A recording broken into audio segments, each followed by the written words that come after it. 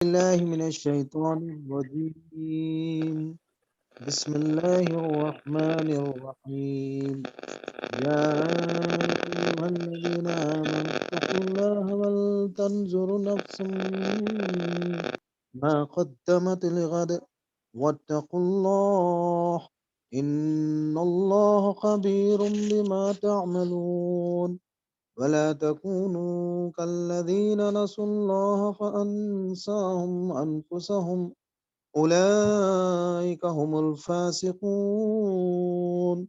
لا يستوي أصحاب النار وأصحاب الجنة أصحاب الجنة هم الفائزون.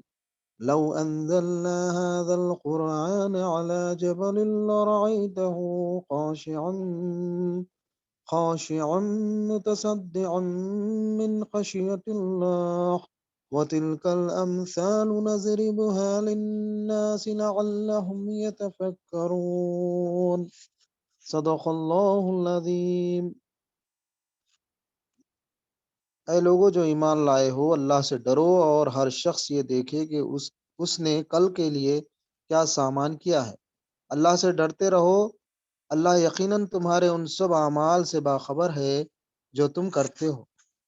ان لوگوں کی طرح نہ ہو جاؤ جو اللہ کو بھول گئے تو اللہ نے انہیں خود اپنا نفس بھلا دیا۔ یہی لوگ فاسق ہیں، دوزخ میں جانے والے ہیں۔ دوزخ میں جانے والے اور جنت میں جانے والے کبھی یکساں نہیں ہو سکتے۔ جنت میں جانے والے ہی اصل میں کامیاب ہیں۔ اگر ہم نے یہ قرآن کسی پہاڑ پر اتار دیا ہوتا تو تم دیکھتے کہ وہ اللہ کے خوف سے دبا جا رہا ہے اور پھٹا پڑتا ہے۔ یہ مثالیں ہم لوگوں کے سامنے اس لیے بیان کرتے ہیں کہ وہ اپنی حالت پر غور کریں۔ صدق اللہ العظیم۔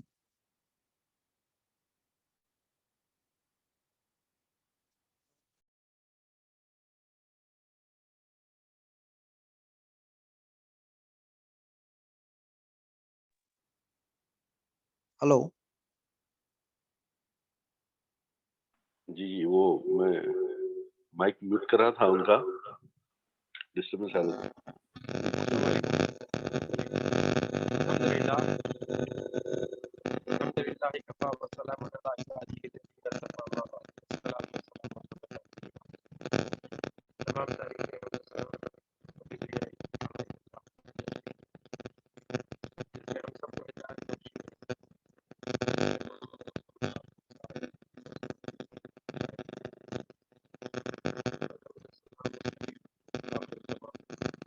السلام علیکم منیب بھائی، آواز بہت ڈسٹرب ہو رہی۔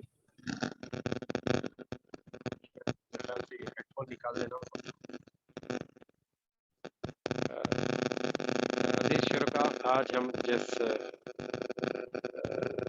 دن جمع ہیں یہ 172 ہے، 172واں دن اسٹڈی سرکل کا۔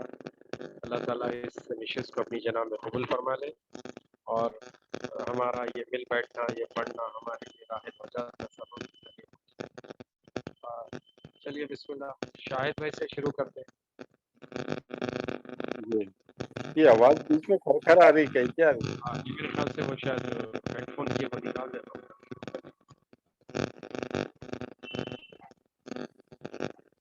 بسم اللہ آواز بہت ڈسٹرب ہو رہا آواز۔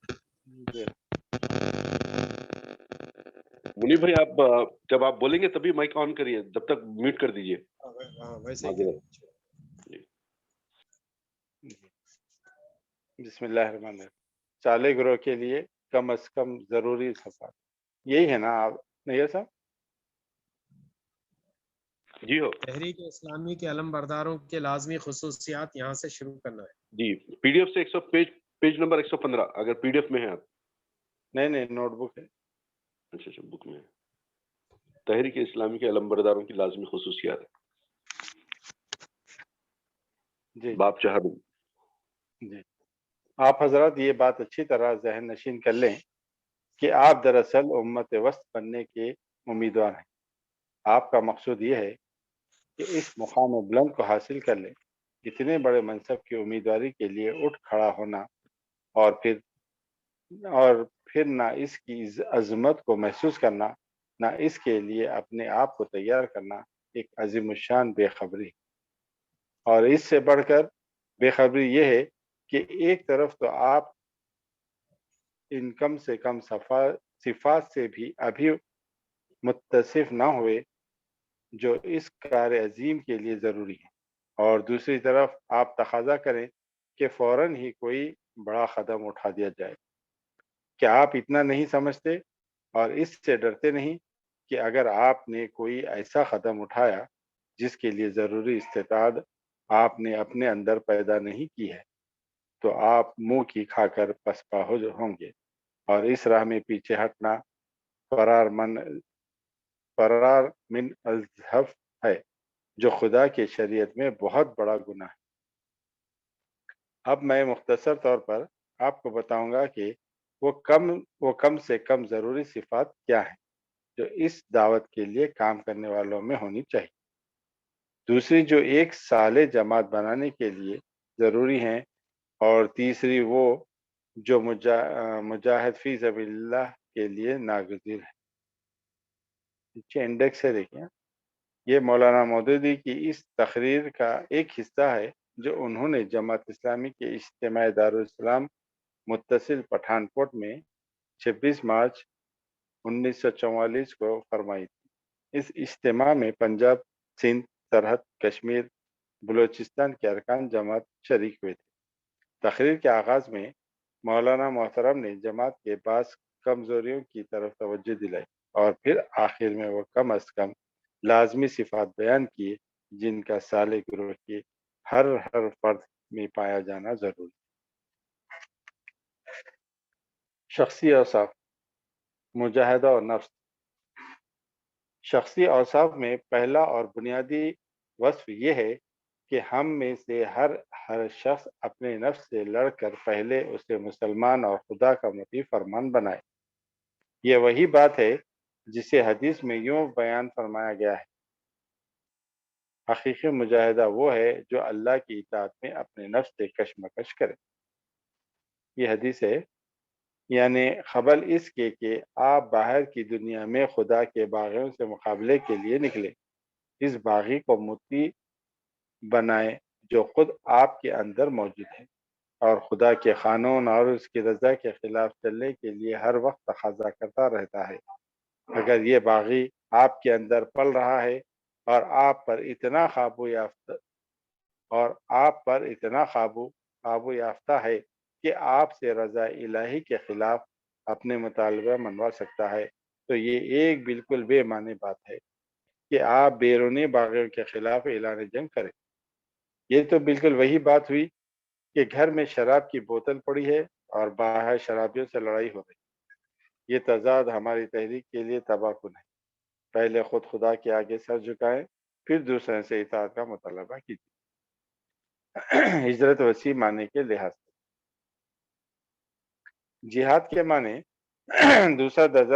دوسرا درجہ ہجرت کا ہے۔ ہجرت اصل مدعا گھر بار چھوڑنا نہیں ہے، بلکہ خدا کی نافرمانی سے بھاگ کر خدا کی رضا جوئی کی طرف بڑھنا ہے۔ اصلی مہاجر ترک وطن اگر کرتا ہے تو اس لیے کہ اس کے وطن میں قانونی الہی کے مطابق زندگی بسر کرنے کے مواقع نہیں ہیں۔ لیکن اگر کسی شخص نے گھر بار چھوڑا اور اللہ کی فرما برداری اختیار نہ کی تو اس نے حماقت کی۔ یہ حقیقت بھی احادیث میں اچھی طرح واضح کر دی گئی۔ بطور مثال ایک حدیث کو لیجئے، حضرت صلی اللہ علیہ وسلم نے عرض کیا، یا رسول اللہ کون سی ہجرت بہتر ہے؟ جواب ملا، ان تہاجر مکرہ ربک، یہ ہے کہ تو ان چیزوں کو چھوڑ دے جو اللہ کو ناپسند۔ اندر کا باغی اگر مطیع نہ ہو تو آدمی کا ترک وطن کر دینا خدا کی بارگاہ میں کوئی وزن نہیں رکھتا۔ اس لیے یہ چاہتا ہوں کہ آپ حضرات باہر کی قوتوں سے پہلے اپنے اندر کی سرکش قوتوں سے لڑیں، اور اصلاحی کفار کو مسلمان بنانے سے پہلے اپنے نفس کو مسلمان بنائیں۔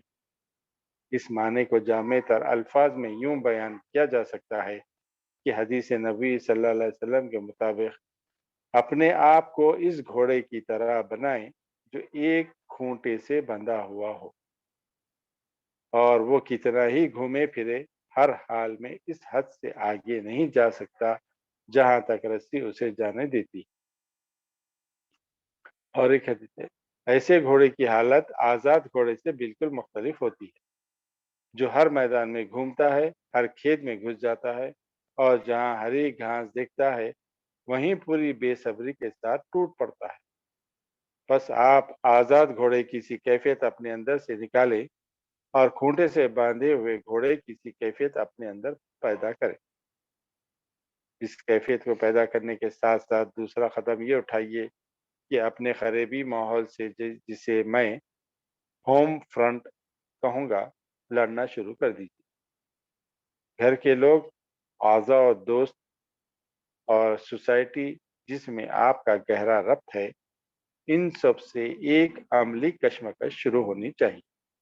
کشمکش اس معنی میں نہیں کہ آپ اپنے متعلقین سے کشتی لڑیں یا ان سے تو میں اور مناظرہ شروع کریں، بلکہ یہ کشمکش اس معنی میں ہونی چاہیے کہ آپ بحیثیت فرد اور بحیثیت جماعت اپنے نصب العین کے اتنے دل دادا اور اپنے اصول و ضوابط کے اتنے پابند ہو جائیں کہ آپ کے گرد و پیش جو لوگ کسی نصب العین کے بغیر بے اصول زندگیاں بسر کر رہے ہیں، وہ آپ کی بند اصول زندگی کو گوارا نہ کر سکیں۔ آپ کی بیویاں، آپ کی اولادیں، آپ کے والدین، آپ کے رشتہ دار اور دوست آپ کے رویے کے خلاف مزاحمت کرنے پر مجبور ہو جائیں۔ آپ اپنے شہر میں اجنبی ہو کر رہ جائیں۔ یہاں آپ قصب معاش کے لیے رہتے ہو، وہاں آپ کا وجود نمایاں طور پر کھٹکنے لگے۔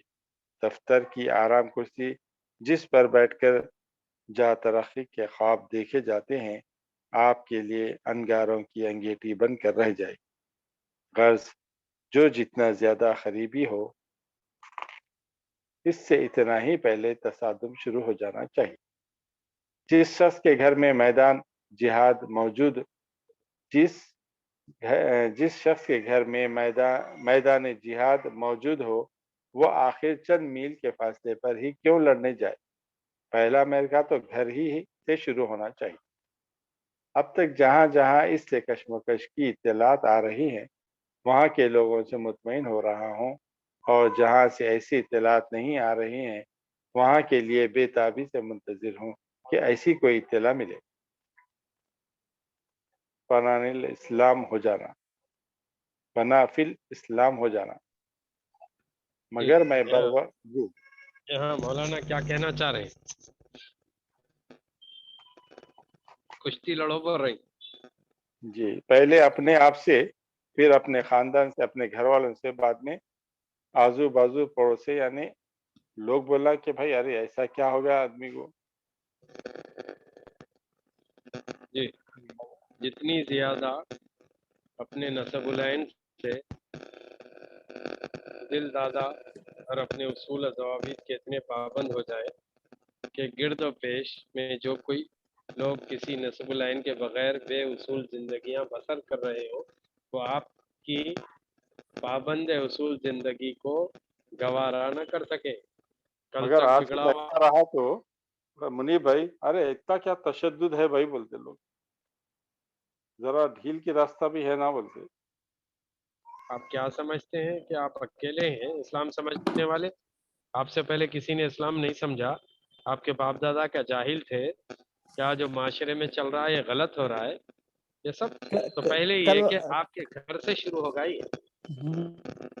جی کل منیب صاحب مثال جو دی ہے بچے کی کہ بڑے میاں ریٹائرڈ ہونے کے بعد داڑھی چھوڑنے کا جو وہ لوگوں کے اندر جو تاثر تھا کہ ریٹائرمنٹ کے بعد نا ہمارے گھر میں جو ہے بچہ جو ہے یہ عمر میں ڈالا ذرا سمجھاؤ بول کے آپ کو بول رہے نا وہ بزرگ صاحب۔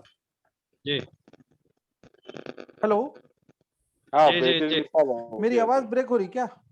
نہیں بالکل ٹھیک، آپ کی آواز تو صاف۔ وہ مثال زبردست ہے، وہ مثال آپ جو دیے تو वैसा हो गया। लेकिन यहाँ पर एक चीज और ये कि मैं वेटिंग में हूँ बोल रहे मौलाना, कि मेरे को वहां से अभी कोई खबर नहीं आई, अभी वेटिंग में हूँ कि घर से तो मतलब ये है कि जब भी आप काम करेंगे लोग आपको ठंडे पेटों एक्सेप्ट नहीं करेंगे, वहां से कुछ ना कुछ मुखालिफत की खबरें आएंगी। खबरें अगर आपकी मुखालिफत की आई तो आप मरकज को लिखेंगे, देखो भाई हमारी बस्ती में ऐसा हो रहा, हमारे दो अरकान के खानदान वालों ने उनसे जो है ताल्लुकात खत्म कर दिए क्योंकि उनके घर में धूम से 11वीं होती और ये आदमी 11वीं का नहीं खाता बोल रहा, तो अब क्या करना चाहिए। तो ये खबरें नहीं आने के माने ये कि वहां काम नहीं हो रहा, लोगों ने अभी आपको एक्सेप्ट नहीं किया, ये बोलना चाह रहे मौलाना। जहाँ से खबरें आ रही हैं इसके माने ये कि वहाँ काम हो रहा। जी जी तफहीमुल कुरान का जी जो दीवाचा है उसमें मौलाना कहते हैं जब आप इस राह में काम करने के लिए उठ खड़े हो तो कोई रफीक आपको सिद्दीक अकबर जैसा, अबू बकर जैसा सिफात का मिलेगा, और कोई तलवार सूते हुए अबू उमर जैसी शख्सियत भी आ खड़ा होगा। कुछ ऐसे मिजाज के भी लोग होंगे जो गुलामों की तरह, बिलाल, अम्मार, यासिर की तरह भी होंगे जो आपके इर्द गिर्द मंडलाते होंगे। तो मतलब ये कि जब आप काम करेंगे तो ये पूरी पर्सनालिटीज नामों की तब्दीलियों के साथ इस जमाने में, इस दौर में, क़यामत तक लोगों को उनकी अपनी बस्तियों में नजर आएंगे। ऐसे लोग जो आपके साथ या तो वालेहाना शरीक हो जाएंगे उस काम में या आपकी मुखालिफत करेंगे। तो नबी करीम सल्लल्लाहु अलैहि वसल्लम के मुताबिक इस उम्मत का फिरौन अबू जहल था, तो अबू जहल पहला और आखिरी आदमी नहीं था।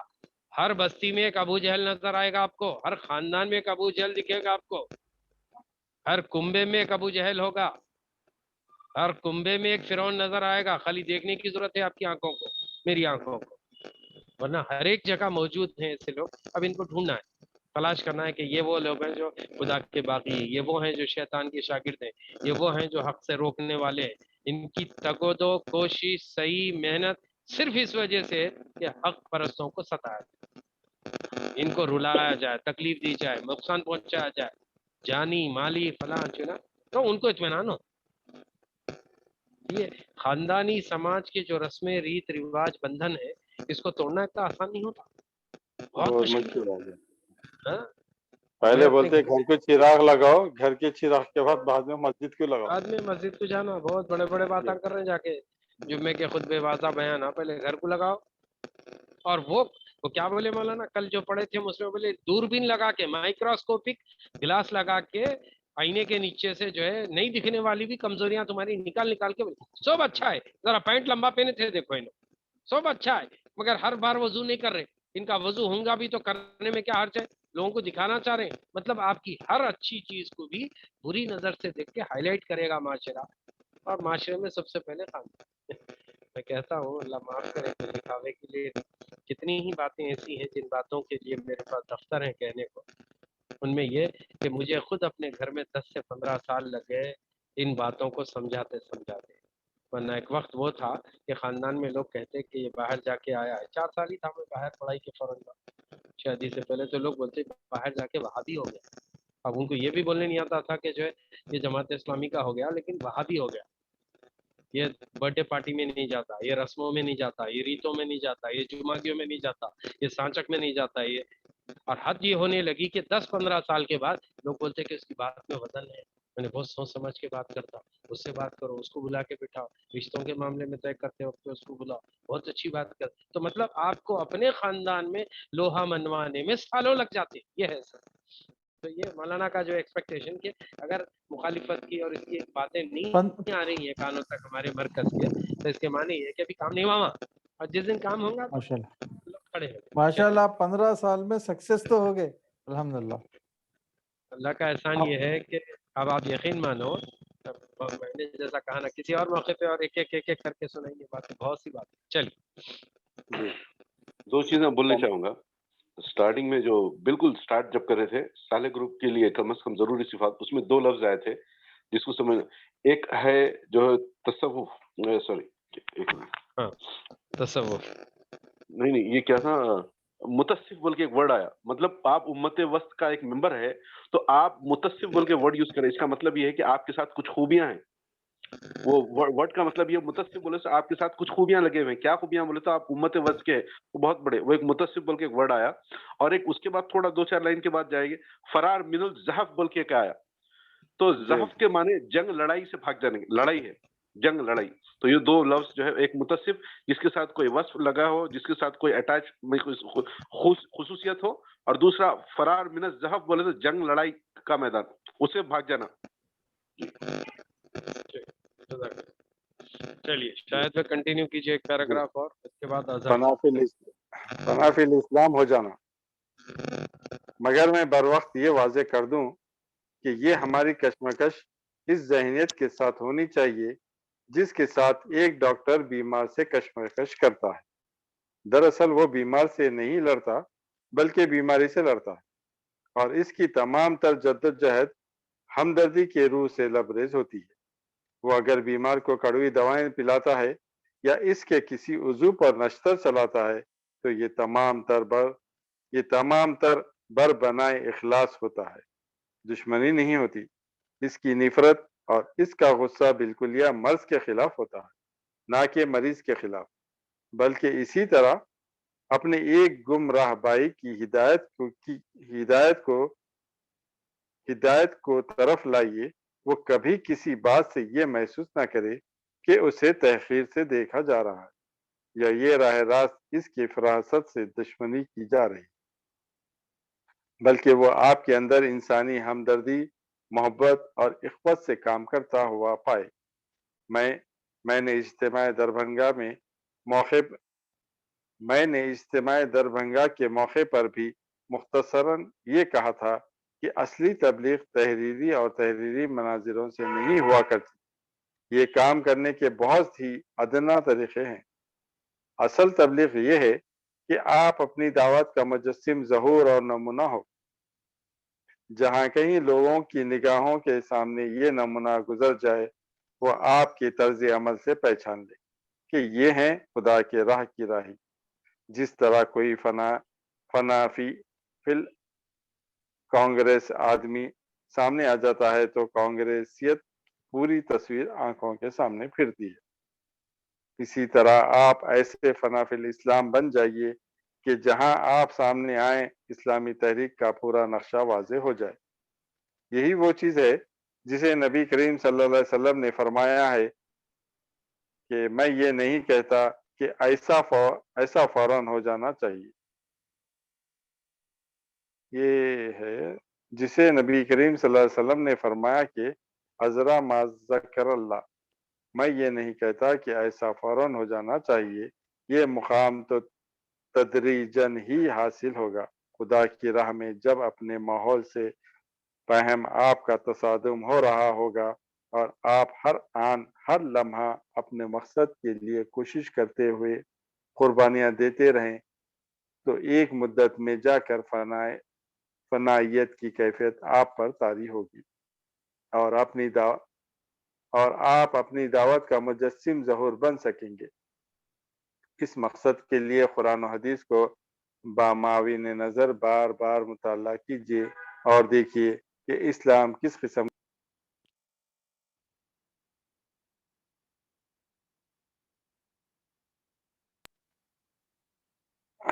اور حضور صلی اللہ علیہ وسلم کس طرز کے آدمی تیار کیا کرتے تھے. وہ کیا صفات تھی جو اس تحریک کے کارکنوں میں پہلے پیدا کی گئی اور اس کے بعد جہاد کا علم بلند کیا گیا. آپ میں سے ہر شخص جانتا ہے کہ دنیا کے سب سے بڑے مزگی یعنی حضرت محمد صلی اللہ علیہ وسلم نے جو انسان تیار کیے تھے انہیں مزکی 15 بڑے مزکی ہے یعنی ذکر کرنے والا ہے.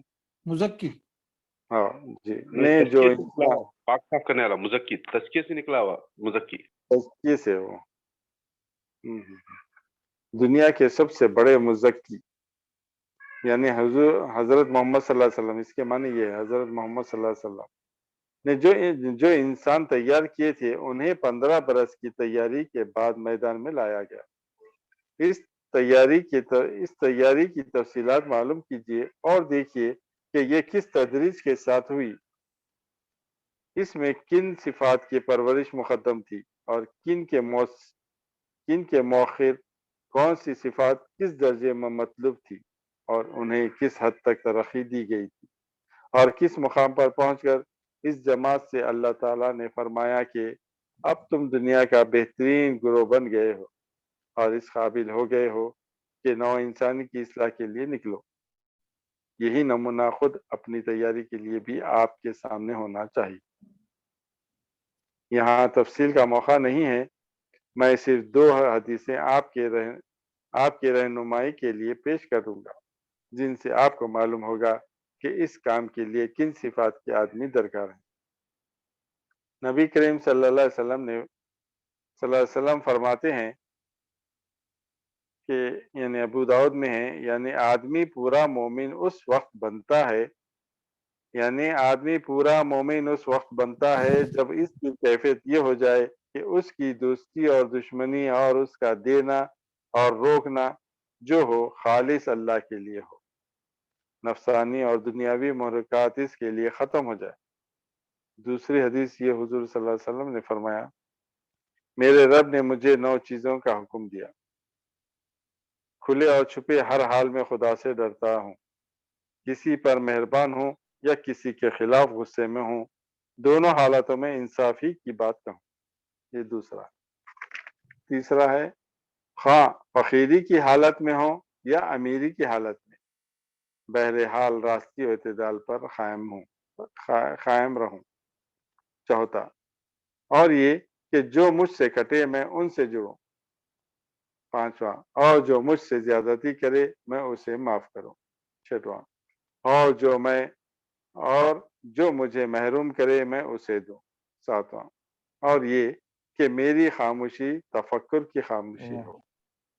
آٹھواں، اور میری گفتگو ذکر الہی کی گفتگو ہو۔ نواں، اور میری نگاہ عبرت کی نگاہ ہو۔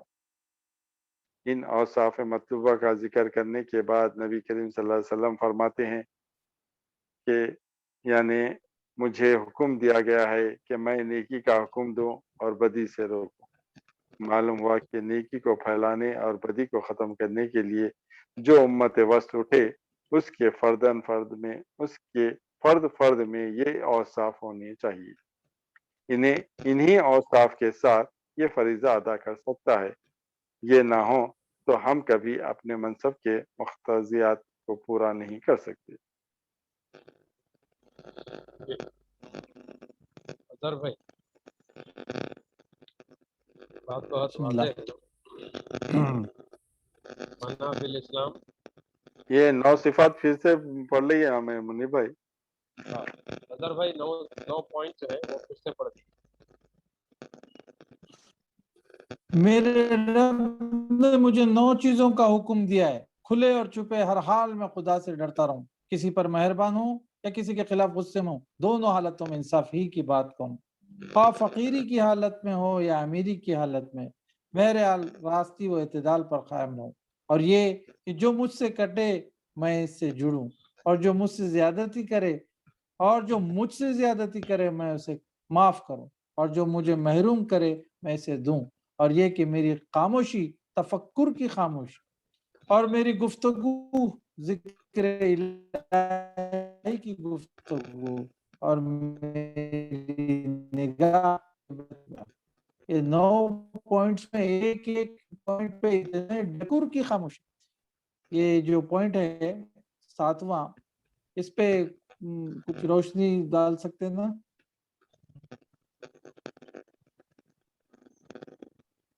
میری آواز نہیں آ رہی کیا؟ دیکھیے قدیر بھائی ہیں نہیں، ہر نقطہ آپ کو احسان کی طرف لے جاتا ہے، ایمان، اسلام، تقوی اور اس کے بعد احسان، کھلے اور چھپے ہر حال میں خدا سے ڈرنا۔ کھلے عام طور پہ لوگوں کے خاطر ڈر کے برائی نہیں کرتے، ورنہ چھپے ساری برائیاں چھپے کرنے کی کوشش ہوتی۔ کسی پر مہربان ہو یا کسی کے خلاف غصہ میں ہو تو ہر حالت میں انصافی کی بات ہو۔ یہ جب غصہ آئے آدمی کو تو اس کے بعد اس کی جو اوصاف اور جو کوالٹی سامنے آتی ہے، پہچانا جاتا ہے کہ جو ہے وہ بناوٹی اخلاق کیسے تھے اس کے اور حقیقی اخلاق اس کے کیسے تھے۔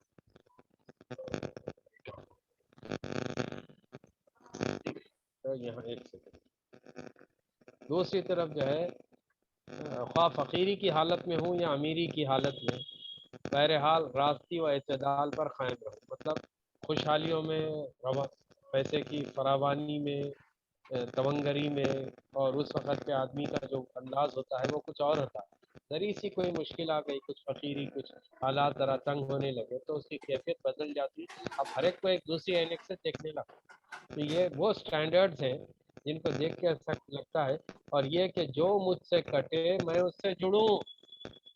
اچھے دھارکاریاں اس سے پورے نہیں اتر سکتے. جو جڑ رہا ہے اسی سے جڑتے، سلام بھی اپنی محفل میں اسی کو کرتے، اسی سے ہاتھ ملاتے جو پہلے سے شناس ہے، واقف ہے. نئے آدمی سے کہاں ہٹک کے ملتے آپ؟ اللہ ماشاء اللہ. اور جو مجھ سے زیادتی کرے میں اسے معاف کر دوں. یہاں بھی کیا صفتیں ہیں. اور جو مجھے محروم کر دے میں اسے دوں. یہ بہرحال اللہ کرے کہ یہ بات ہمارے اندر جس کسی درجے میں صحیح لیکن پیدا ہو جائے. ورنہ یہ کچھ تو اتنی مشکل ہے جو شاید انبیاء کے لیے تو آسان ہو لیکن انسانی فطری اعتبار سے بڑی مشکل. اور یہ میری خاموشی تفکر کی خاموشی ہو. میں خاموشی کے معنی ہے کہ وہ میں زبان نہیں ہے، بول نہیں سکتا، گنگا مکتا ہے، کھولا تو خامہ کھا کے جب بھی بولتا اماں مرو بابا مرو جیسے الفاظ بولتا اس سے بہتر انہیں خاموشی کی رات میں. اچھا ایسا نہیں. جو آدمی خاموش ہے تو اس کی وہ خاموشی دراصل غور و فکر کی خاموشی، بے وجہ نہ بولنے کی بات ہو. وہ جب بھی بولے تو بولنے سے پہلے تولے پھر بولے. تو اس کی خاموشی جو ہے وہ تفکر کی، فکر والی خاموشی. اور میری گفتگو ذکر الہی کی گفتگو. محفلوں میں بیٹھے غیبتیں چل رہی ہیں، ایک دوسرے کو نیچا دکھایا جا رہا ہے. کبھی خاندان کے لوگ، کبھی دوست احباب، کبھی محلے گلی، کبھی فلاں، کبھی ادھر. ساری دنیا کی فکر ہے نا اپنی دنیا کی ہے نا اپنی آخرت. بڑی گفتگو کر رہا ہے انسان. تو میری نگاہ عبرت کی نگاہ، نظریں جب بھی میں کھول کے دیکھوں تو ایسا نہیں لگے کہ خالی نظارے دیکھ رہا ہے، بلکہ عبرت ہر واقعے، ہر بات، ہر کام سے اسے لگے کہ جو کچھ نہ کچھ نصیحت عبرت ہے جو وہ لے رہا ہے، جس کی وجہ سے اس کی آنکھیں کھلی. تو یہ 9 نکات وہ ہیں. اور بدی کو ختم کرنے کے لیے جو امت وقت ہے اس کے فرد پڑھتے یا اوصاف یہ ہے کہ مولانا مودودی کی بڑپ یہ وہ چاہتے ہیں کہ میری تحریک کے لوگ یہ منیمم اوصاف کے ساتھ ان کے اندر یہ ہو وہ یہ 9 اوصاف کو اپنے اندر ڈیولپ کریں. یہ نہیں کہا جا سکتا کہ ہم میں سے ہر ایک کے ساتھ گاڈ گفٹیڈ بون ہم پہلے لے کے پیدا ہوئے. نہیں. آپ غور کیجیے کتنا ہی بچپن سے بعد موقع پہ ماں باپ اپنے بچوں کو آزمانے کیا کرتے ہیں، دونوں کو ایک جیسی چیزیں لا کے دیتے. ہوتا یہ ہے کہ وہ اپنی چیز تو لیتا ہی لیتا ہے لیکن ساتھ میں دوسرے بھائی کی چیز، بہن کی چیز بھی کھینچ لیتا. بچپن سے اشارے دے رہا ہوتا کہ میں یہاں ہڑپ رہا ہوں، آگے جا کے ترکے ورثے میں بھی ایسی قبضہ ماروں گا تمہاری چیز. بچپن سے ہی ہونہار بروا کے چکنے چکنے پاک جیسا مقولہ ہے. یہ بتا رہے ہوتے کہ دیکھو ابھی سے کیسا ہے، اپنے حصے کا پہلے کھا لیتا، اس کے بعد میں دوسروں کے حصے سے منگتا. جب دینے کی باری آئی نہیں یہ تو میرے کو بہت پسند ہے میں نہیں دوں گا. جو صاف ظاہر کرتا کہ کتنا محبت ہے، چاہے وہ سگے بھائیوں بہنوں کے درمیان کیوں نہ ہو. یہ چیزیں بہت ڈیولپ کرتی ہیں، بہت ڈیولپ. اور ایسا آسان نہیں ہے. اللہ سے دعا کرنا اللہ ہم کو ہدایت کرے. چلیے. یہ آپ کے وہ پہلے ریڈیو میں آواز آتی تھی کرکر ایسی آ رہی آواز کیوں؟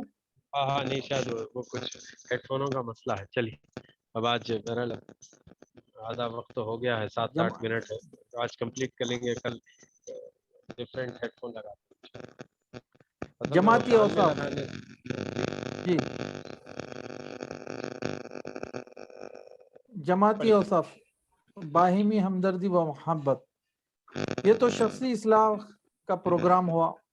اس سے آگے جماعتی حیثیت سے کچھ دوسرے اخلاقی اوصاف کی ضرورت ہے.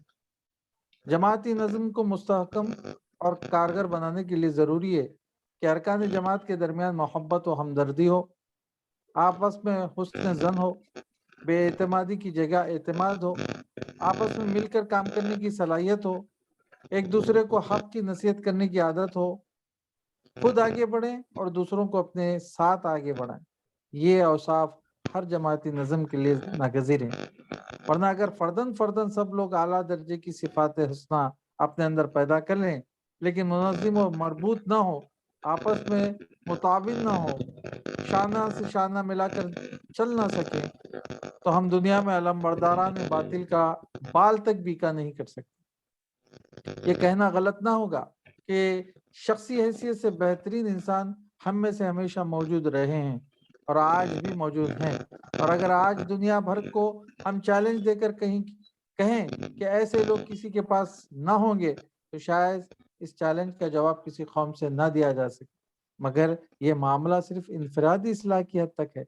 جن لوگوں نے اپنی انفرادی اصلاح میں کمال حاصل کیا ہے، انہوں نے زیادہ سے زیادہ یہ کیا ہے کہ چند سو یا چند ہزار افراد پر اپنا اثر پھیلا دیا اور تقدس کی چند یادگاریں چھوڑ کر رخصت ہو گئے۔ واہ، کیا یہ پوائنٹ کی بات ہے۔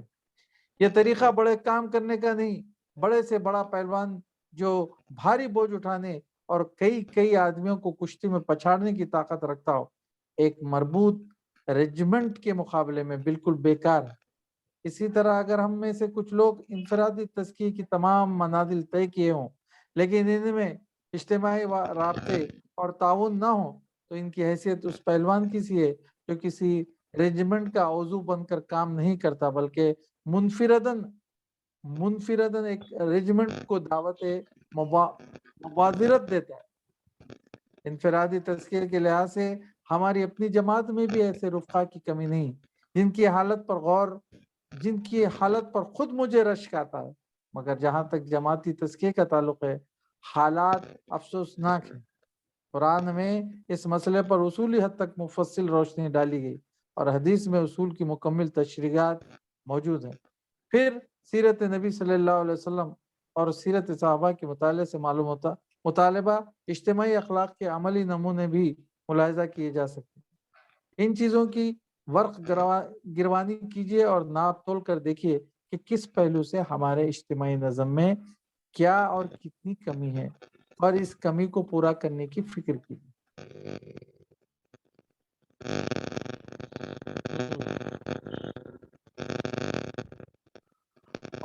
آواز بہت آ رہی ہے۔ صاف بات ہے کہ اجتماعی نظم میں ایک فرد کو دوسرے افراد سے لامحالہ سابقہ پیش آتا ہے، مگر حسن زن، ہمدردی، ایثار اور رواداری نہ ہو تو مزاجوں کا اختلاف تعاون کو 4 دن میں بھی جاری نہیں رہنے دے گا۔ جماعتی نظم چلتا ہی اس اصول پر ہے کہ دوسروں کے لیے آپ اپنے کچھ چھوڑیں اور دوسرے آپ کے لیے کچھ چھوڑیں۔ اس اثار کی ہمت نہ ہو تو کسی انقلاب کا نام بھی زباں پر نہ لانا چاہیے۔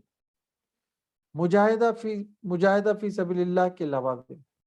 تیسری قسم کی صفات وہ ہیں جو مجاہدہ فی سبیل اللہ کے لوازم میں شمار ہوتی، ان کا بھی قرآن و حدیث میں مفصل تذکرہ موجود ہے۔ صرف تذکرہ ہی نہیں، ایک مطلوبہ صفات کی وضاحت بھی کی گئی ہے کہ وہ کس نوعیت اور کس درجے کی ہونی چاہیے۔ اس سلسلے میں احکام و ہدایت کو جمع کیجیے اور سمجھیے کہ مجاہدہ فی سبیل اللہ کے لیے کیا کیا تیاریاں کرنی ہیں۔ میں مختصراً ان کی طرف بھی اشارہ کر دینا چاہتا ہوں۔ صبر، سب سے پہلی صفت جس پر زور دیا گیا ہے صبر۔ صبر کے بغیر خدا کی راہ میں کیا کسی راہ میں بھی مجاہدہ نہیں ہو سکتا۔ فرق صرف اتنا ہے کہ خدا کی راہ میں اور قسم کا صبر مطلوب ہے اور دنیا کے لیے مجاہدہ کرتے ہوئے اور قسم کا صبر مطلوب ہے، مگر بہرحال صبر ہے ناگزیر۔ صبر کے بہت سے پہلو ہیں۔ ایک پہلو یہ ہے کہ جلد بازی سے شدید اجتناب کیا جائے۔ دوسرا پہلو یہ ہے کہ کسی راہ میں جد و جہد کرتے ہوئے دشواریاں اور مخالفتوں اور مزاحمتوں کے مقابلے میں استقامت دکھائی جائے اور قدم پیچھے نہ ہٹایا جائے۔ تیسرا پہلو یہ کہ کوششوں کا کوئی نتیجہ اگر جلدی حاصل نہ ہو تب بھی ہمت نہ ہاری جائے اور پہم صحیح جاری رکھی جائے۔ ایک اور پہلو یہ ہے کہ مقصد کی راہ میں بڑے سے بڑے خطرات، نقصانات اور خوف اور طمع کے مواقع بھی اگر پیش آ جائیں تو قدم کو لغزش نہ ہونے پائے اور یہ بھی صبر ہی کا ایک شعبہ ہے کہ اشتعال جذبات کے سخت سے سخت مواقع پر بھی آدمی اپنے ذہن کا توازن نہ کھوئے، جذبات سے مغلوب ہو کر کوئی قدم نہ اٹھائے، ہمیشہ سکون عقل اور ٹھنڈی قوت فیصلہ کے ساتھ کام کرے۔ پھر حکم صرف صبر ہی کا نہیں مسابرت کا بھی ہے، یعنی مخالف طاقتیں اپنے باطل مقاصد کے لیے جس صبر کے ساتھ ڈٹ کر صحیح کر رہی ہے، اسی طرح اسی صبر کے ساتھ آپ بھی ڈٹ کر ان کا مقابلہ کریں۔ اس لیے ازبروا کے ساتھ صابرو، ازبرو کے ساتھ صابرو، ہلو، ازبرو کے ساتھ صابرو کا حکم بھی دیا گیا۔ جن لوگوں کے مقابلے میں آپ حق کی علمبرداری کے لیے اٹھنے کا داعیہ رکھتے ہیں، ان کے صبر کا اپنے صبر سے موازنہ نہ کیجیے اور سوچئے کہ آپ کے صبر کا کتنا تناسب ہے۔ شاید ہم ان کے مقابلے میں 10% کا دعویٰ کرنے کے قابل بھی نہیں۔ باطل کے غلبے کے لیے جو صبر وہ دکھا رہے ہیں، اس کا اندازہ کرنے کے لیے موجودہ جنگ کے حالات پر نظر ڈالیں۔ کس طرح وقت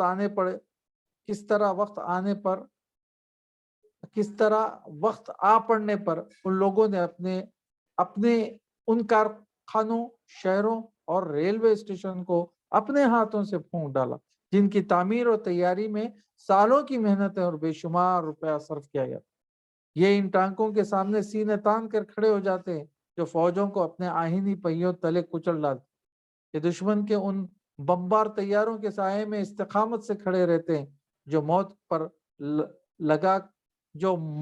کے پر لگا کر اڑتے ہیں۔ جب تک ان کے مقابلے میں ہمارا صبر 105% کے تناسب پر نہ پہنچ جائے، ان سے کوئی ٹکر لینے کی جرات نہیں کی جا سکتی۔ جب سر و سامان کے لحاظ سے ہم ان کے سامنے کوئی حیثیت نہیں رکھتے تو پھر سر و سامان کی کمی کو صبر ہی سے پورا کیا جا سکتا۔ ایثار، دوسری چیز جو مجاہدے کا لازمہ ہے، ایثار کی صفت ہے۔ وقت کا ایثار، محنتوں کا ایثار اور مال کا ایثار۔ ایثار کے اعتبار سے بھی باطل کا جھنڈا اٹھانے والی طاقتوں کے مقابلے میں ہم بہت پیچھے ہیں۔ حالانکہ بے سر و سامانی کی تلافی کے لیے ہمیں ایثار میں بھی اس سے میلوں آگے ہونا چاہیے، مگر یہاں صورت واقعہ یہ ہے کہ ایک شخص 20، 50، 100 اور 1000 روپے ماہانہ تنخواہ کے عوض اپنی پوری صلاحیتیں خود اپنے دشمن کے ہاتھ بیچ دیتا ہے، اور اس طرح ہماری قوم کا کارآمد جوہر بیکار ہو جاتا ہے۔ یہ دماغی صلاحیتیں رکھنے والا طبقہ اتنی ہمت نہیں رکھتا کہ ایک بڑی آمدنی کو چھوڑ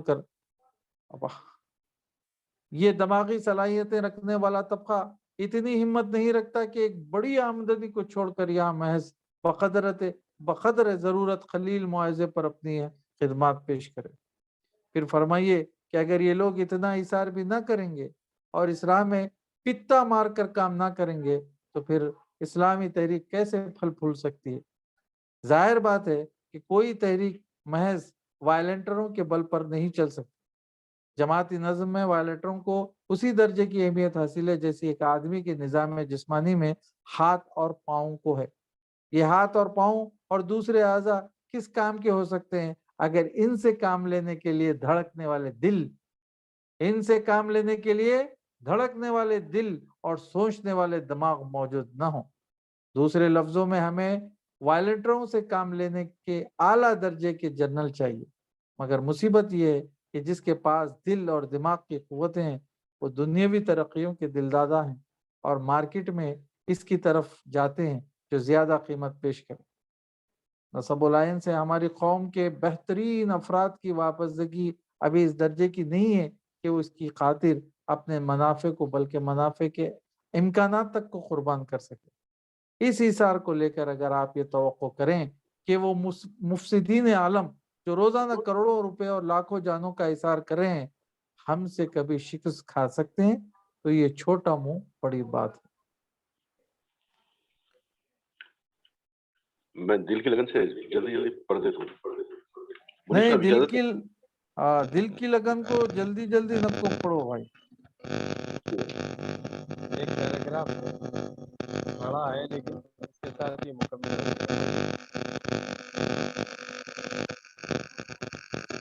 بھائی آپ جی، دل کی لگن دل کی لگن مجاہدہ فی سبیل اللہ کے لیے تیسری صفت دل کی لگن ہے۔ محض دماغی طور پر ہی کسی شخص کا اس تحریک کو سمجھ لینا اور اس پر صرف عقلاً مطمئن ہو جانا، یہ اس راہ میں اقدام کے لیے صرف ایک ابتدائی قدم ہے، لیکن اتنے سے تاثر سے کام چل نہیں سکتا۔ یہاں تو اس کی ضرورت ہے کہ دل میں ایک آگ بھڑک اٹھے، زیادہ نہیں تو کم از کم اتنی آگ تو شعلہ زن ہونی چاہیے جتنی اپنے بچے کو بیمار دیکھ کر ہو جاتی ہے اور آپ کو کھینچ کر ڈاکٹر کے پاس لے جاتی ہے، یا اتنی جتنی گھر میں غلہ نہ پا کر بھڑکتی ہے اور آدمی کو تگ و دو پر مجبور کر دیتی ہے اور چین سے نہیں بیٹھنے دیتی۔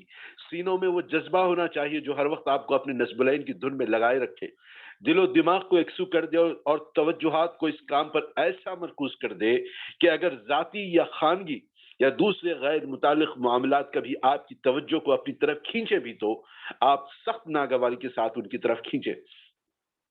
کوشش کیجئے کہ اپنی ذات کے لیے آپ قوت اور وقت کا کم سے کم حصہ صرف کریں اور آپ کی زیادہ سے زیادہ جد و جہد اپنے مقصد حیات کے لیے ہو، جب تک یہ دل کی لگن نہ ہوگی اور آپ ہمتاً اپنے آپ کو اس کام میں جھونک نہ دیں گے، محض زبانی جمع خط سے کچھ نہ بنے گا۔ بیشتر لوگ دماغی طور پر اب ہمارا ساتھ دینے پر آمادہ ہو جاتے ہیں، لیکن کم لوگ ایسے ملتے ہیں جو دل کی لگن کے ساتھ تن من دھن سے اس کام میں شریک ہوں۔ میرے ایک قریبی رفیق نے جن سے میرے ذاتی اور جماعتی تعلقات بہت گہرے ہیں، حال ہی میں 2 برس کی رفاقت کے بعد مجھ سے یہ اعتراف کیا کہ اب تک میں محض دماغی اطمینان کی بنا پر شریک جماعت تھا، مگر اب یہ چیز دل میں اتر گئی ہے اور اس نے نہان خانہ روح پر قبضہ جما لیا ہے۔ میں چاہتا ہوں کہ ہر شخص اسی طرح اپنے اوپر خود تنقید کر کے دیکھے کہ کیا ابھی تک وہ اس جماعت کا محض ایک دماغی رکن ہے یا اس کے دل میں مقصد کے عشق کی آگ مشتعل ہو چکی ہے۔ پھر اگر دل کی لگن اپنے اندر نہ محسوس ہو تو اسے پیدا کرنے کی فکر کی جائے۔ جہاں دل کی لگن ہوتی ہے وہاں کسی ٹہلنے اور اکسانے والے کی ضرورت نہیں رہتی۔ اس قوت کے ہوتے ہوئے یہ صورتحال کبھی پیدا نہیں ہو سکتی کہ اگر کہیں جماعت کا ایک رکن پیچھے ہٹ گیا یا نقل مقام پر مجبور ہو گیا تو وہاں کا سارا کام ہی چوپٹ ہو گیا۔ بخلاف اس کے ہر شخص اس طرح کام کرے گا جس طرح وہ اپنے بچے کو بیمار پا کر کیا کرتا ہے۔ خدا نخواستہ اگر آپ کا بچہ بیمار ہو تو آپ اس کی زندگی اور موت کے سوال کو بالکل یا کسی دوسرے پر ہرگز نہیں چھوڑ سکتے۔ ممکن نہیں کہ آپ یہ عذر کر کے اسے اس کے اس حال پر چھوڑنے کے کوئی تیماردار نہیں، کوئی دوا لانے والا نہیں، کوئی ڈاکٹر کے پاس جانے والا نہیں۔ اگر کوئی نہ ہو تو آپ سب کچھ خود بنیں گے، کیونکہ بچہ کسی دوسرے کا نہیں آپ کا اپنا ہے۔ سوتیلا باپ تو بچے کو مرنے کے لیے چھوڑ بھی سکتا ہے، مگر حقیقی باپ اپنے جگر کے ٹکڑے کو کیسے چھوڑ دے گا؟ اس کے تو دل میں آگ لگی ہوتی ہے۔ اسی طرح اس کام سے بھی اگر آپ کا قلبی تعلق ہو تو آپ دوسروں پر نہیں چھوڑ سکتے، اور نہ یہ ممکن ہے کہ کسی دوسرے کی نااہلی یا غلط روی یا بے توجہی کو بہانہ بنا کر آپ اسے مر جانے دیں گے اور اپنے دوسرے مشاغل میں جا کر منہمک ہو جائیں گے۔ یہ سب باتیں اس بات کا پتہ دیتی ہیں کہ خدا کے دین اور اس کی اقامت و سربلندی کے مقصد سے آپ کا رشتہ محض ایک سوتیلا رشتہ ہے۔ حقیقی رشتہ ہو تو آپ میں سے ہر شخص اس راہ میں اپنی جان لڑا کر کام کرے۔ میں آپ سے صاف کہتا ہوں کہ اگر آپ اس راہ میں کم از کم اتنے قلبی لگاؤ کے بغیر قدم بڑھائیں گے جتنا آپ اپنی بیوی بچوں سے رکھتے ہیں تو انجام پسپائی کے سوا کچھ نہ ہوگا، اور یہ ایسی بری پسپائی ہوگی کہ مدتوں تک ہماری نسلیں اس تحریک کا نام لینے کی جرات بھی نہ کر سکیں گی۔ بڑے بڑے اقدامات کا نام لینے سے پہلے اپنی قوت قلب کا، اپنی اخلاقی طاقت کا جائزہ لیجئے اور مجاہدہ فی سبیل اللہ کے لیے جس دل گردے کی ضرورت ہے وہ اپنے اندر پیدا کیجئے۔ روک دیتا ہوں میں۔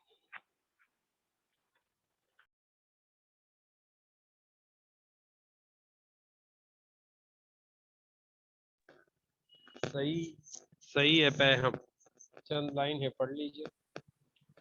صحیح ہے فہم۔ چوتھی ضروری صفت اس راہ میں یہ ہے کہ ہمیں مسلسل اور پیہم صحیح اور منضبط سسٹمیٹک طریقے سے کام کرنے کی عادت ہو۔ ایک مدت دراز سے ہماری قوم اس طریقہ کار کی عادی رہی ہے کہ جو کام ہو کم سے کم وقت میں ہو جائے، جو ختم اٹھایا جائے ہنگامہ آرائی اس میں ضرور ہو، چاہے مہینہ 2 مہینے میں سب کیا کرا غارت ہو کے رہ جائے۔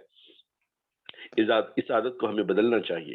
اس کی جگہ بتدریج اور بے ہنگامہ کام کرنے کی مشق ہونی چاہیے۔ چھوٹے سے چھوٹا کام بھی جو بجائے خود ضروری ہو، اگر آپ کے سپرد کر دیا جائے تو بغیر کسی نمایاں اور معجل نتیجے کے اور بغیر کسی داد کے آپ اپنی پوری عمر صبر کے ساتھ اسی کام میں کھپا دیں۔ مجاہدہ فی سبیل اللہ میں ہر وقت میدان گرم ہی نہیں رہا کرتا ہے اور نہ ہر شخص اگلی ہی صفوں میں لڑ سکتا ہے۔ ایک وقت کے میدان آرائی کے لیے بسا اوقات 25 سال تک لگاتار خاموش تیاری کرنی پڑتی ہے، اور اگلی صفوں میں اگر ہزاروں آدمی لڑتے ہیں تو ان کے پیچھے لاکھوں آدمی جنگی ضروریات کے لیے ان چھوٹے چھوٹے کاموں میں لگے رہتے ہیں جو ظاہر بین نظر میں بہت حقیر ہوتے ہیں۔ جی جزاک اللہ۔ تو یہ تھا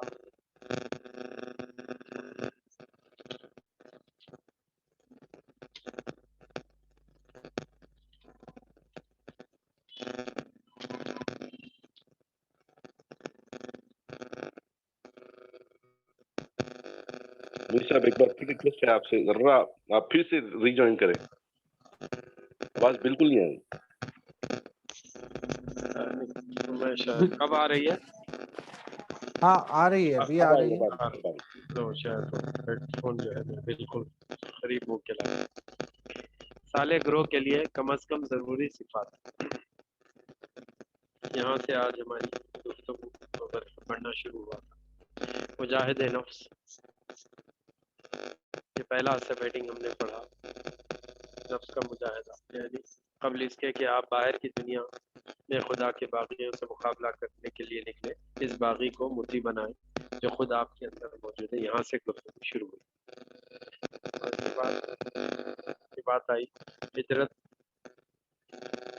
وسیع معنی کے لحاظ سے ہجرت کسے کہتے ہیں؟ ہجرت بیسیکلی ایک مقام سے دوسرے مقام کو شفٹ ہونے کو کہتے ہیں، لیکن شفٹنگ جو ہے وہ صرف ایک مقام سے دوسرے مقام کو نہیں، خراب عادتوں سے اچھی عادتوں کی طرف، برائیوں سے اچھائیوں کی طرف، خرابیوں سے نیکیوں کی طرف، یہ سب شفٹ جو ہے دراصل یہ ہجرت ہے۔ یہ معنی مولانا نے واضح کیا۔ فنا فی الاسلام کی بات ہم پڑھ چکے ہیں اور وہ 9 صفات 2 مرتبہ ہم نے دہرائی آج۔ اللہ کرے کہ وہ 9 صفات ہمارے اندر پیدا ہو جائے، اور اگر پیدا نہیں ہے تو اسے پیدا کرنے کی ہمیں طاقت، قوت اور جرأت، قوت عطا فرمائے۔ جماعتی اصحاب میں جماعت آرگنائزیشن کی عوامل سے تو اس کے لیے بہت منظم طریقے سے کوشش پلاننگ ہونی ہوتی ہے۔ باہمی ہمدردی و محبت، یہ آپس میں ایک دوسرے کے ساتھ تحریکی حلقوں میں ہم کو بہت زیادہ اس کا لحاظ رکھنا پڑتا ہے۔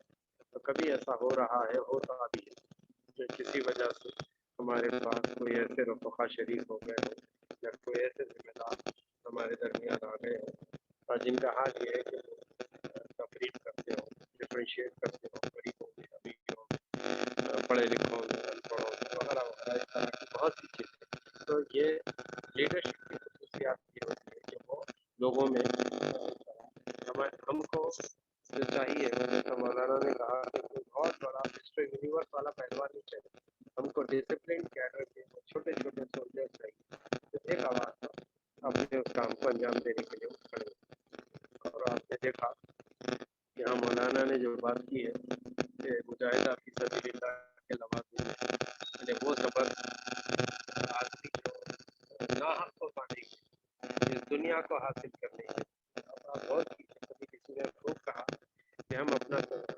موازنہ، اپنا کمپیریزن تحریک اسلامی کے لوگ RSS سے کرتے تھے، کیونکہ آلموسٹ قریب قریب یہی پیریڈ ہے 1941 میں ہم ہیں، پہلے کا سال پہلے RSS فارم کی، ان کے کیڈر اور ہمارے کیڈر کروڑوں کو پہنچ گیا ہے کہ ہمارے پاس 15-17 ہزار افراد ہیں ملک میں، اور ان کی قربانیاں، ان کا اظہار، ان کا جذبہ، آپ غور کیجیے، وقت لگانا، صلاحیت، آپ ذرا غور کیجیے کتنے IAS IPS IFS آفیسرز ہیں جو اپنی سروس ختم ہوتے ہی RSS جا کے جوائن، ملٹری کا چیف ابھی جو بپن، تو وہ تو خیر سروس میں ہوا، سے ایک اور ہے ہمارا جنم جس کو راجیہ سبھا کا ممبر بنا دیا ہے، انہیں ریٹائرمنٹ کے ساتھ ہی وہ جا کے BJP جوائن، وہ کیا ڈیڈیکیشن ہے ان کا کہ وہ اپنی قوم کے لیے، ملک کے لیے کچھ کرنے کی ضرورت ہے۔ ہمارے لوگوں کا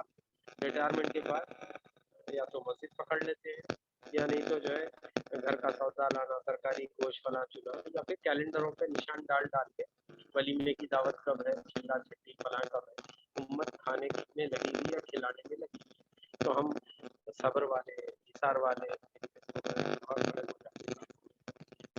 دل کی لگن میں جو کہا گیا ہے کہ میرے اور آپ کے اندر اگر یہ بے چینی ہو تو آپ کو آپ اپنے بیمار بیٹے کے ساتھ، وہ خود ڈاکٹر نہیں ہے لیکن اس میں حتی الامکان جو بے چینی اس کے اندر ہوتی ہے، اس بے چینی کا کوئی تو پڑھو ہم تو کوئی اس کا امیج تو نہیں۔